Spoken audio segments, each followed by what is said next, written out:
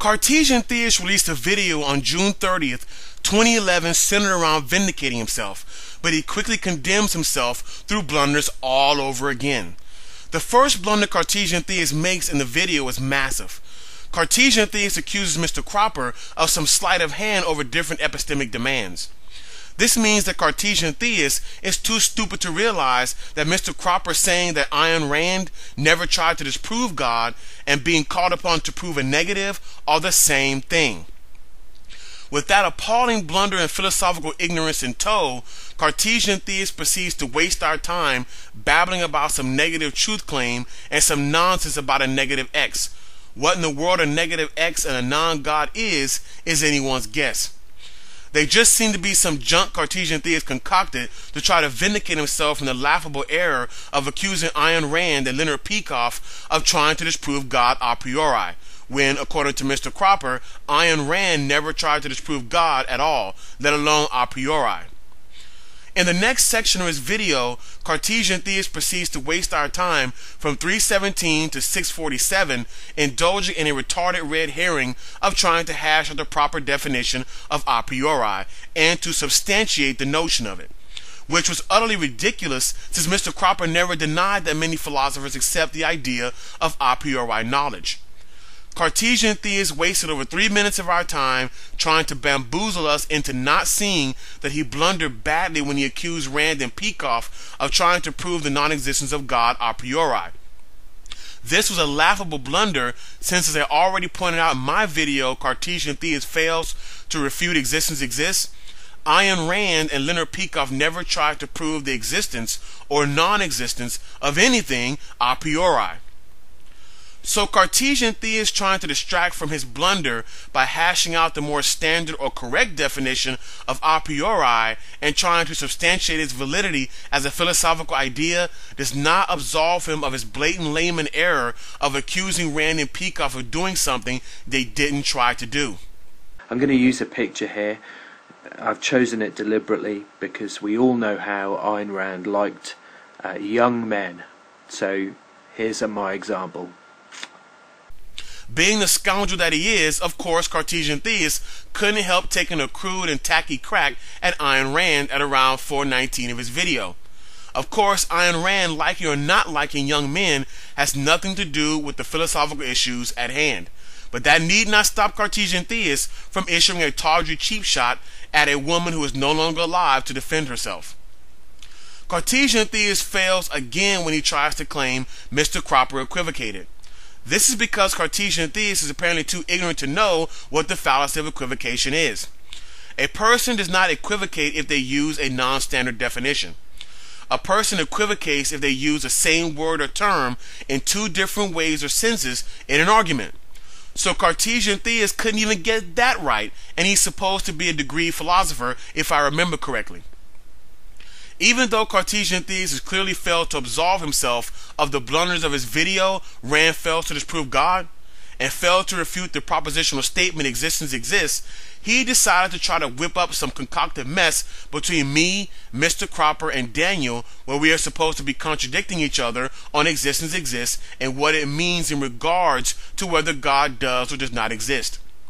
This then entails another failure on Cartesian Theist's part, since if he wanted to show me contradicting something that was said by Daniel or Mr. Cropper on existence exists, he might have wanted to show a clip of me talking about existence exists. Instead, he shows a clip of me articulating the hierarchy issue of existence and consciousness, which is entailed in the primacy of existence versus the primacy of consciousness metaphysics. Even more disgusting is that in the clip Cartesian Theist showed, I never even mentioned the word God. How Cartesian Theist was supposed to show me contradicting Mr. Cropper on the issue of whether we get the non-existence of God from the propositional statement existence exists by showing a clip where I didn't even mention the word God and where I'm not even talking about existence exists is anyone's guess. Maybe that works in his own made-up subjective world. I was clearly talking about metaphysical hierarchy there, hence my use of the words subsequent, simultaneous, and prior. Cartesian Theist also failed to show that Daniel and Mr. Cropper contradicted each other. Just because something is completely separate from something else does not mean you can't derive conclusions from it, or that they can never have any causal relations. The propositional statement existence exists is completely separate from the issue of whether God exists or does not exist. This is because the propositional statement existence exists is different and distinct from the issue of God's existence or non-existence. Hence, they are separate. The statement existence exists is not itself meant to prove or disprove God, but rather is meant to identify a primary fact of reality that can stand as an axiomatic and necessary truth statement upon which to ground one's epistemology validly and without begging the question. This does not, however, mean that one cannot derive the non-existence of God from it if one can argue that it does show that God does not exist. For example, the logical device of modus ponens is completely separate from whether God exists or does not exist. But this does not mean that one cannot use modus ponens to derive a conclusion about God existing or being non-existent. Cartesian Theist also blundered when he asserted that something which is completely separate from something else means that metaphysically there is no causal relation between the two. This is just utterly idiotic. The United States and Britain are completely separate from each other in several ways. They are completely separate nations, completely separate in their internal political structures, and are completely separate geographically. But obviously they can and do have causal relations. When Mr. Cropper said completely separate, he was more than likely meaning to communicate the fact that those two issues are not conflated. They are separate. In other words, the purpose of the objectivist propositional statement is completely separate in its fundamental purpose from the issue and dynamic of proving or disproving God. They are completely separate rather than being mixed together inherently. With this articulation to hand, it's clear that Mr. Cropper did not commit a formal contradiction at all. And the final salient point of Cartesian Theist's video that needs to be addressed and refuted is the notion that he feels Mr. Cropper made his point for him about there being a false dichotomy. Mr. Cropper did not make Cartesian Theist's point for him. There is no false dichotomy. The primacy of existence and the primacy of consciousness are exhaustive metaphysics in their manner. The primacy of existence means that reality is objective and not subject to change, manipulation, or alteration by the dictates of a mind's wish, will, wants, thoughts, emotions, or commands, whether that be just God's mind or millions of minds.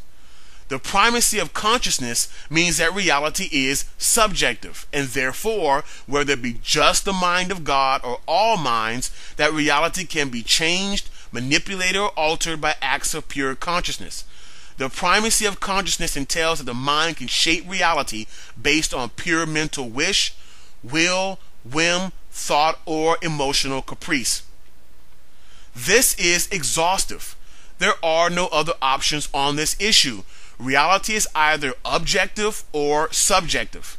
When Cartesian Theist said that theists claim the universe depends on the mind and will of God alone for its existence, he is explicitly affirming what objectivism identifies as the primacy of consciousness.